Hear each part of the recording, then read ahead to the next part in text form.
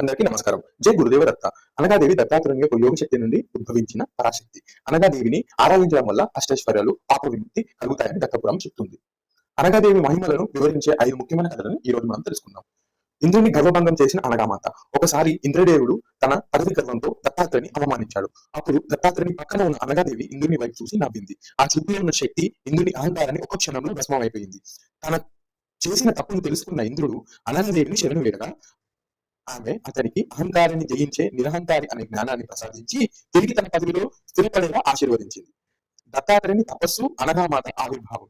పూర్వం దత్తాత్రేయుడు బాలుని రూపంలో ఒక సరస్సులో దీర్ఘకాలం తపస్సు చేశాడు. ఆ సమయంలో ఆయన మనసులో లోక కళ్యాణం కోసం ఒక శక్తి కావాలి అనే సంకల్పం చేయగానే ఆయన నుండి వెలువడిన కాంతిపుంజం ఒక దివ్య స్త్రీగా మారింది. ఆమె అనగాదేవి మాత.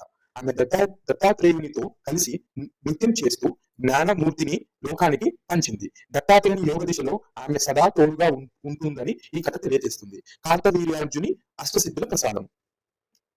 హైహై వంశానికి చెందిన కార్తవీర్యార్జునుడు దత్తాత్రేయుని భక్తుడు. అతను అనగాదేవిని కూడా భక్తితో పూజించేవాడు. అనగాదేవి అతనికి అష్టసిద్ధులు అనిమ, మహిమ, గరిమ మొదలైనవి ప్రసాదించింది. ఆ సిద్ధుల వల్లనే అతను 1000 చేతులు కలిగిన బలశాలిగా మారి ధర్మబద్ధమైన పాలనను అందించగలిగాడు. కష్టాల్లో ఉన్నప్పుడు అనగాదేవిని ధ్యానించే భక్తులకు ఆమె అపారమైన శక్తిని ఇస్తుందని దీని వల్ల తెలుస్తుంది. అనగాష్టమి వ్రతం.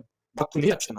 ఒకానొక పేద బ్రాహ్మణుడు ఆర్థిక కష్టాలతో సతమతమవుతూ దత్తాత్రేయుని ఆశ్రయించాడు. దత్తాత్రేయుడు అతనికి అనగాష్టమి వ్రతం గురించి చెప్పాడు. ఆ వ్రతం ద్వారా అనగాదేవిని పూజించిన ఆ బ్రాహ్మణుని దారిద్ర్యాన్ని తొలగిపోయింది.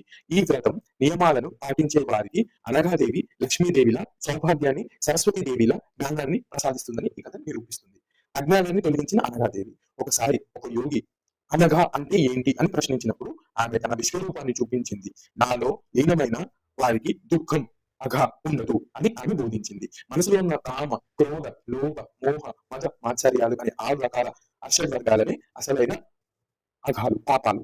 ఈ అగ్నిని జయించి శక్తిని ఇచ్చే తల్లిగా ఆమె భక్తులను కాపాడుతుంది.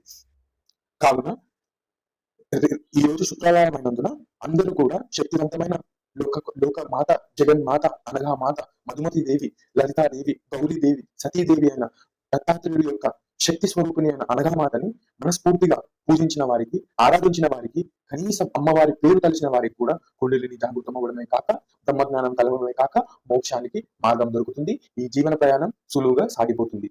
ఈ ఈ ఈ జ్ఞానం నాకు భగవంతుడు ఇచ్చిన, గురు దత్తాత్రేయుడు ఇచ్చిన ఈ జ్ఞానాన్ని నేను మీకు పంచుకుంటున్నాను.